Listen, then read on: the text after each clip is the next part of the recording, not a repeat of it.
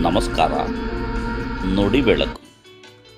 ವಾಸುದೇವ ನಾಡಿಗ್ ಅವರ ಪ್ರಜಾವಾಣಿಯ ಅಂಕಣ ಬರಹ ಕಾಲುದಾರಿ ಮತ್ತು ಕಾಲ.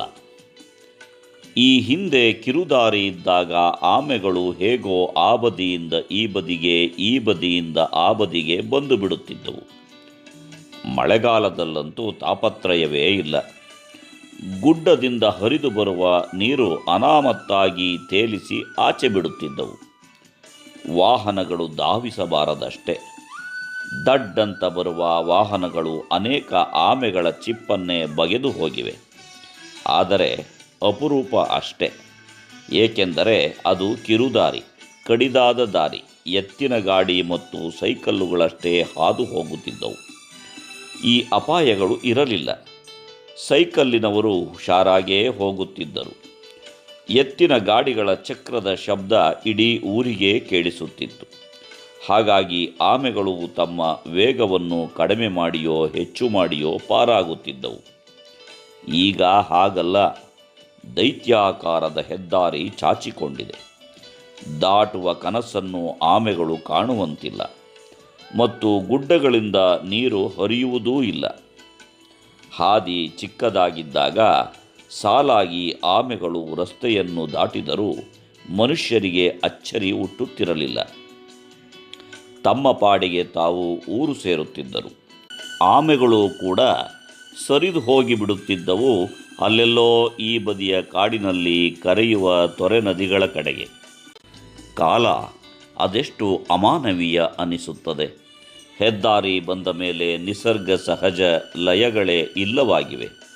ಹಕ್ಕಿಗಳ ಕೂಗು, ನೆಲದಲ್ಲಿ ರಂಗೋಲಿ ಬರೆವ ಬಿದ್ದ ಎಲೆ ಹೂಗಳು, ಬೇಲಿಯ ಕಂಪು ಎಲ್ಲ ಮಾಯವಾಗಿವೆ.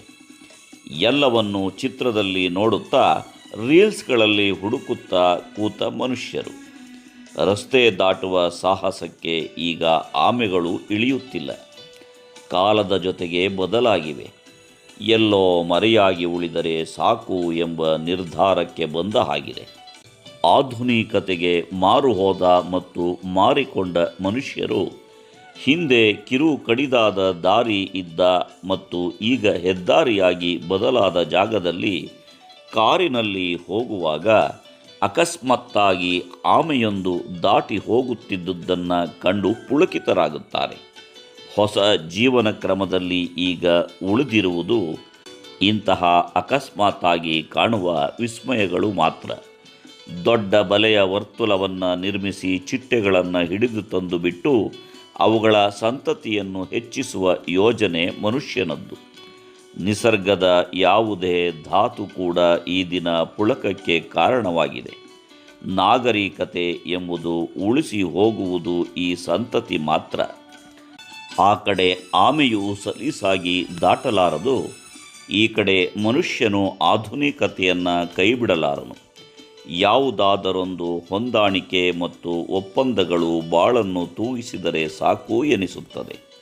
ನಿಧಾನವಾಗಿ ಮತ್ತು ನಿರಾಳವಾಗಿ ರಸ್ತೆ ದಾಟುವ ಆಮೆಗಳು ನಮ್ಮ ಧಾವಂತಗಳನ್ನು ಎಚ್ಚರಿಸಬೇಕು. ನಮಸ್ಕಾರ. ಧನ್ಯವಾದಗಳು.